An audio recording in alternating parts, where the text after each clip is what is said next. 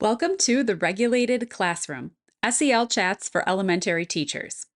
This is the podcast for educators who want calm, connected, and joyful learning environments. I'm your host, Stephanie Jenko-Gazecki, an educational leader and an advocate for social emotional learning, teacher wellness, and collaborative school cultures. Each week, I'll share practical, research-backed strategies for teacher well-being, student regulation, and SEL that actually work in real K-8 classrooms.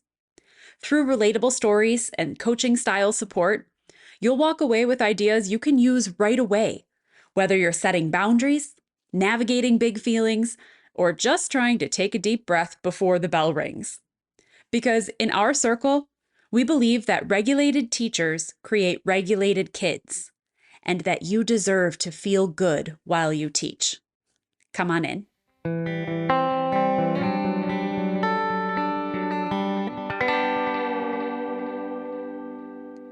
It is time for our very first book talk in the regulated classroom. I'm really excited to do this. I've been thinking about for a while wanting to share more about some of these awesome books I've been reading with the teachers and leaders in my community. I read a lot. I read a lot in a really nerdy sort of way about educational topics that I'm interested in that I think will help my practice and also help the practice again of the teachers and leaders that I work with. I eat them up. It's like an illness of wanting to order more education books on Amazon. I have to tell myself sometimes you have to read the books on your shelf before you buy more, right? Or you need to get that used or get it from the library. But I'm really like an annotator. I love to write in my books, which I know freaks some people out also.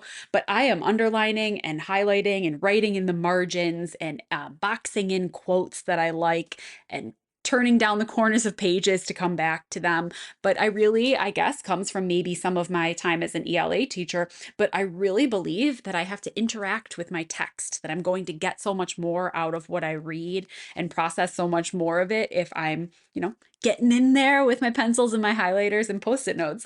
So I do like to own books. But you don't have to own, of course, any of the titles that I share with you on here. Definitely recommend you get them from your local library or you borrow them from a friend who may have them. You can kind of ask around because the titles I'll share will be what I think are relatively popular titles, especially trying to pull popular relevant titles. So it might even be that your school has copies of them somewhere. Um, but if not, I'm hoping that you will be able to find some tips from the books I share that you can use right away, some ideas to take back with you right away, whether you've read the book or not. And then maybe also some titles that you can add to your own reading list. So the first book that I wanted to start with is a title by Mike Anderson called What We Say and How We Say It Matter. Teacher Talk that Improves Student Learning and Behavior. If you listened to last week's episode about the ABCD framework for positive language that I shared with you, if you didn't, definitely go back and listen to that. You can do it after this episode. But if you listen to that, some of that framework is inspired by this book, or you'll hear echoed in this book. Some of it comes from other places and other sources. But really, this book gives so many beautiful examples of shifting from our old language patterns to language patterns that are new, all in the effort or intention of improving our students' learning and behavior. This book is definitely for K through 12 teachers who want their words to support their classroom culture instead of sabotaging it. And I don't use that word lightly, but there were a lot of times when I was reading this that I thought, oh my gosh, I can't believe that we've been saying it that way. Once he explains some different reasons for the language choices that he's sharing with us, I really stopped to think like, wow, there are things I said that probably did a disservice to the students that I was with. And I don't take that too personally because there are a lot of patterns that we've had passed on from the educators before us, patterns and things we were even taught to say when we were preparing to be teachers or that our mentors have always said. And so everything that I think that we have tried to do or say in classrooms, good intentioned teachers have tried to say and do the right things. We really have tried to do the best by our students. And then when we know better, we can do better. So when we learn a little bit more, we can do it in a little bit of a different way. So I don't think that if you hear anything today, or if you were to read this book and think, oh my gosh, I have been saying it that way, you don't have to take it personally. We all have. That's why Mike Anderson wrote this book, to offer us a new way of thinking and some reasons why. Why what we say and how we say it matter to our students' learning and behavior.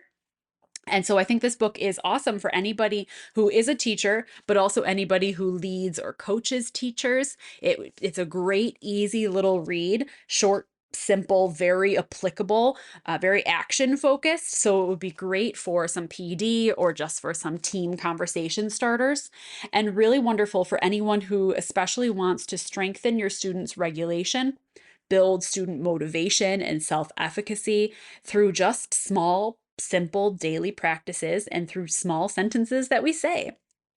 So, like I said, this book's really simple and short. It is, let's look here, it's about 150 pages. You could read it in probably a week if you wanted to whip through it. And it offers really clear examples. Here's a phrase teachers often say, here's why it could backfire, and here's a better option. And it gives a lot of tables of language frames, like instead of saying this, try this. Instead of this, try this. So it's written very teacher friendly, conversational style. Mike Anderson, I think, is great at that. He really feels like you are reading and chatting with a colleague, not like a researcher or a lecturer. So it's really easy to kind of pick up and implement. I thought I would share with you a few of my major takeaways. I had 4 here that were kind of like my biggest aha moments from the book. So if you're just looking for some quick tips today, this would be the section where hopefully you can get some of those. And if anything sparks your interest, maybe you pick up a copy of the book. So the first one here is to reduce the sarcasm that we use with our students. I think reducing sarcasm is especially hard if you teach middle or upper grades, because teachers often feel like they're being playful with students, they're being humorous, the kids get it, middle schoolers like to poke fun, all that sort of thing. But sarcasm is not developmentally appropriate for children. For anyone whose brain is not fully developed and whose emotional maturity is not reached, sarcasm can often be misunderstood, and it can really create some confusion or some disconnection or even some feelings of shame if they're not sure how much of what you are saying is a joke and how much is not. And even when sarcasm is well intended, or you're really just thinking it's kind of lightening the mood, keeping it fun, Mike Anderson talks a lot about how sarcasm undermines trust, how we're not really saying what we mean, we're saying something else. And we want to start to replace our sarcastic comments with comments that are clear. Brene Brown would say clear is kind. We want to start to replace our sarcastic comments with students with comments that are clear, kind, straightforward. We are saying what we mean, so that students understand how to respond. And if we need them to adjust their behavior, they know what to do. So I guess an example of that might be that a student is getting out of their seat a lot. They're super wiggly. They're getting up out of their seat. They're out of their, it seems like they're standing up or finding a reason to go get something every 2 seconds. And we might say something sarcastic to them like, oh, you got ants in your pants, huh? If they're younger. Maybe if they're older, you might say something sarcastic like, do I have to glue you to your chair, kid? You hear people say things that they think are funny, making light of the fact that this is a disruptive behavior.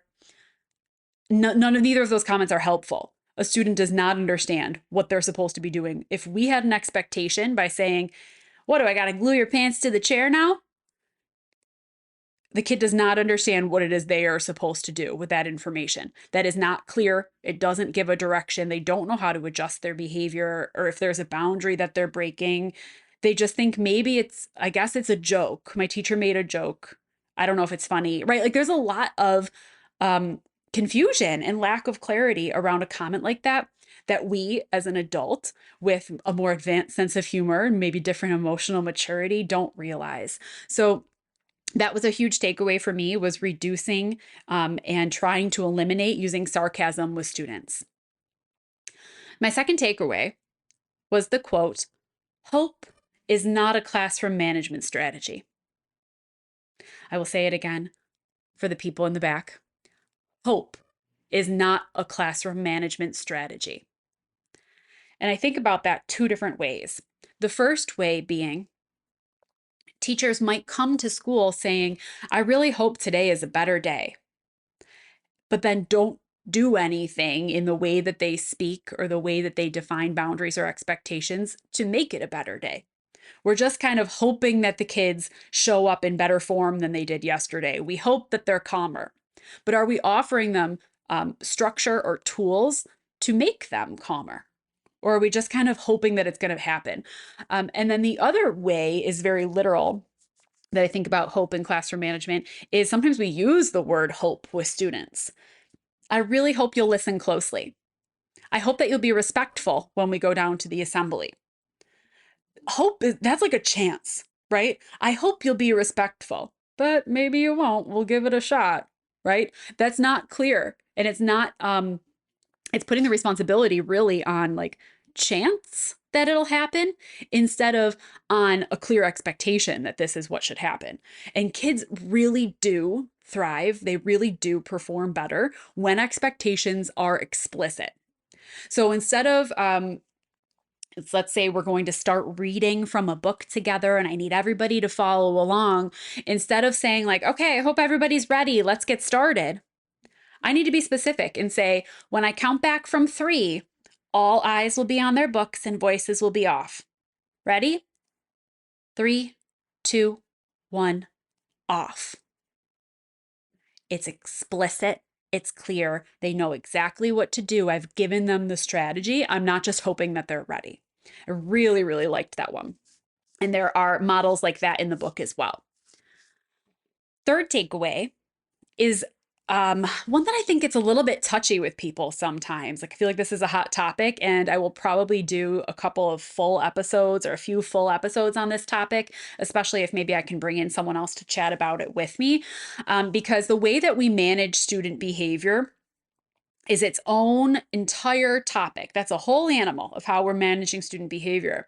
But the way that it applies to this book is how we manage it by, of course, the words that we say and how we say them, and how we have to be careful that we aren't using words to manage student behavior through manipulation. You cannot manage student behavior through manipulation. And you might be thinking, of course, I don't manipulate my students.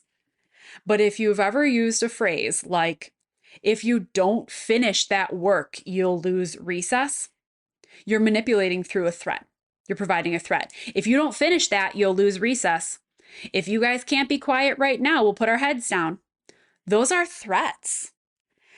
The other way that we manage student behavior through manipulation is by bribing them, the opposite. "If everybody's quiet and ready, I'll give you a sticker." I've bribed you for that to be quiet by offering to give you something. Okay. "If everybody finishes their work in the next 20 minutes, we can play a game." Bribing them to finish their work. This is manipulation. It is. It's offering kind of either a consequence or when you're offering a consequence or a reward in advance in order to get somebody to do something. We're trying to get them to do something. We're manipulating the behavior. The problem is that these short-term manipulations are just that. They only motivate students on the short term. They only motivate students to do it right now in the next 20 minutes so I get that thing, or right now so I don't lose that thing. They're not building the internal motivation of it's important that I do quality work, or it's important that I am respectful to someone who is speaking.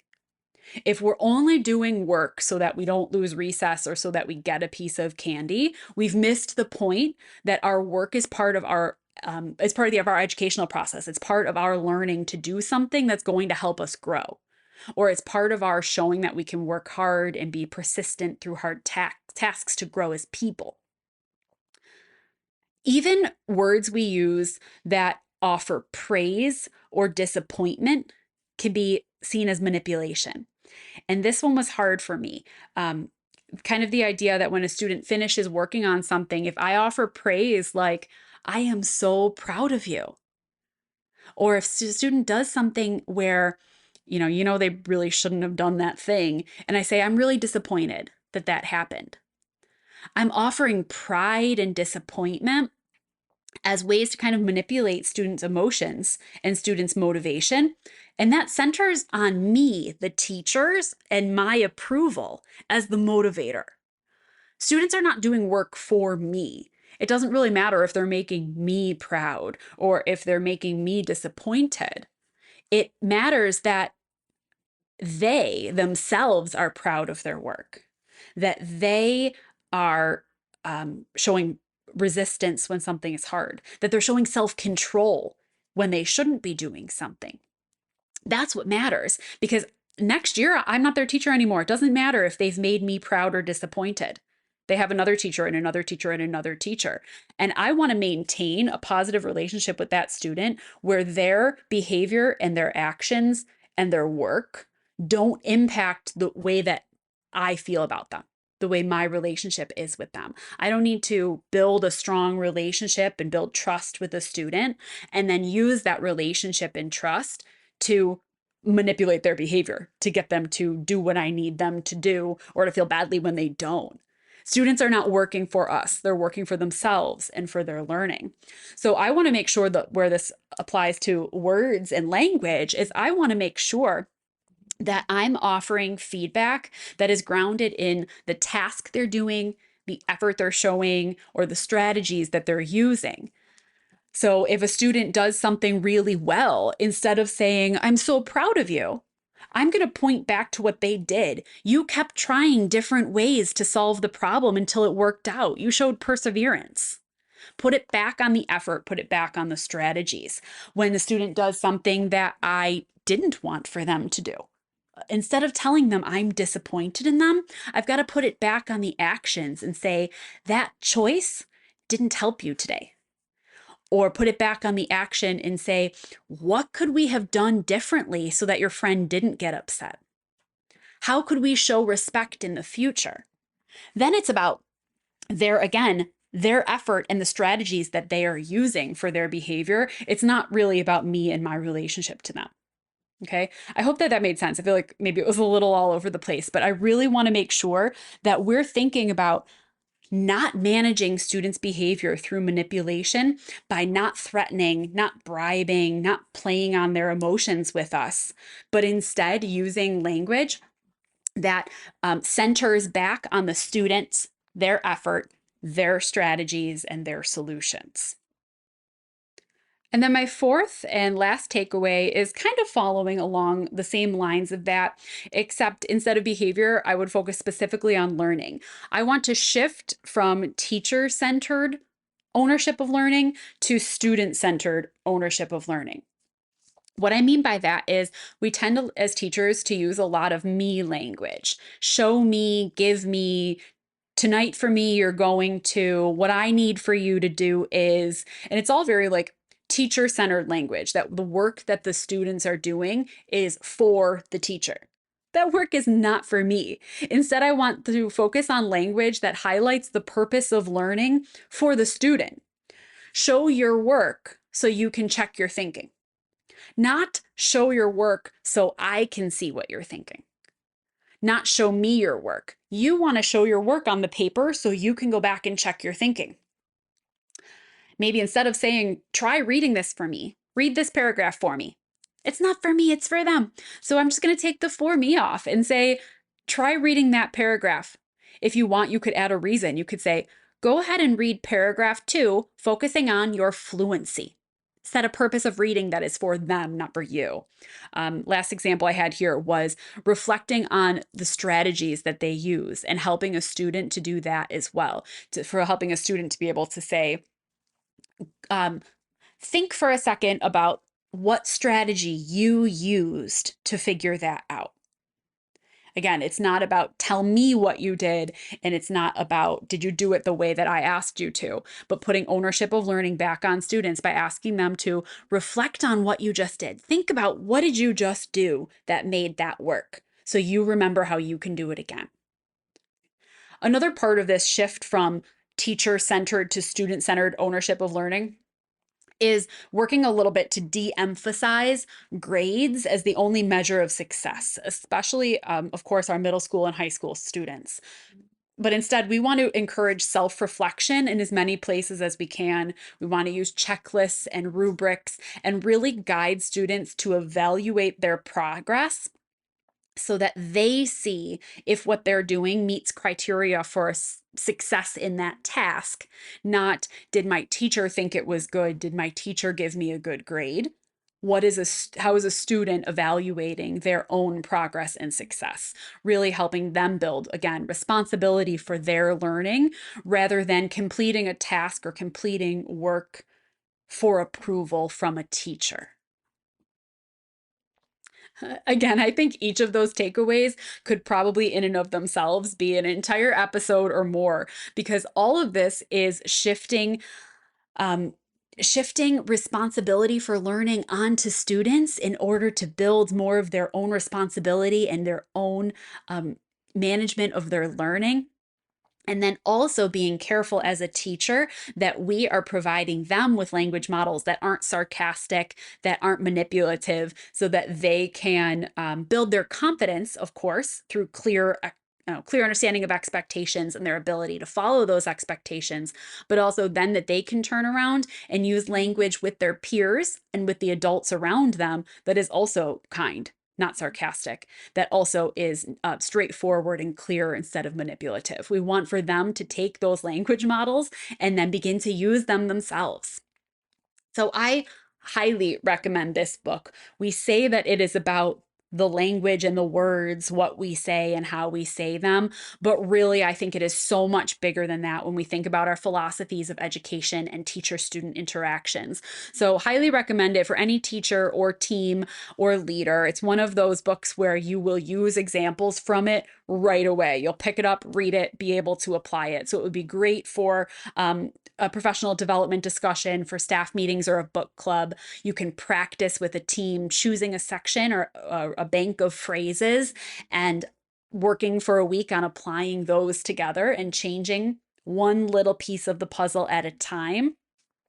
I think the content of this book is simple enough that new teachers could grab it and learn something, but deep enough that veterans can also really reflect on their language patterns and how those might be impacting the students they work with. So again, that title was What We Say and How We Say It Matter, Teacher Talk That Improves Student Learning and Behavior. The author is Mike Anderson. I will put a link to the book in the show notes, and I hope that you check it out. And if you do, I would love to hear your feedback or what some of your key takeaways were. So definitely make sure you share those too.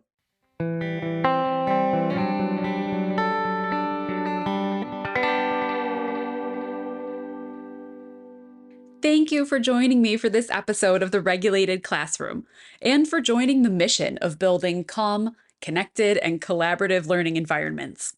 I would love to connect with you more. You could visit bewelltolearn.com, find me on Instagram at bewelltolearn, or look me up on LinkedIn. And if you thought today's chat was valuable, I'd love for you to share it with a friend, tag me on social media, or leave a review.